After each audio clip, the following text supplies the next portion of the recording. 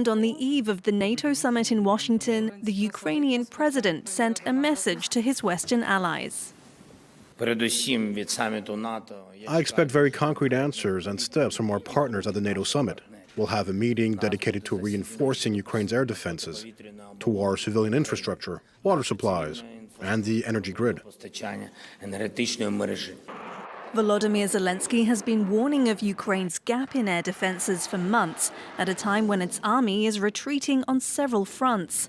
Highlighting the threat, Ukrainian officials said more than 30 people were killed on Monday by a wave of Russian missiles.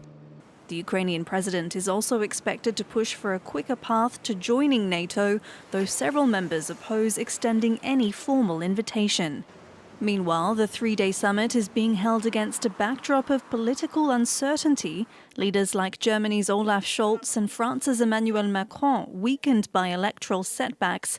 And in the US, questions continue to swirl about Joe Biden's physical and mental fitness. According to the White House, though, it's not an issue of concern for Washington's partners. I think the question presupposes the notion that they need to be reassured of American leadership and President Biden's commitment, and I don't believe that's the case. We're not picking up any signs of that from our allies at all, quite the contrary. NATO members are also anxiously awaiting the results of November's US presidential election. The prospect of a second Trump term has alarmed many in Europe, fearing he may rethink American commitments to NATO or Ukraine, or withdraw them completely.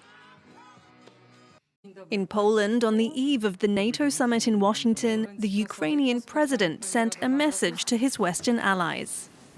I expect very concrete answers and steps from our partners at the NATO summit.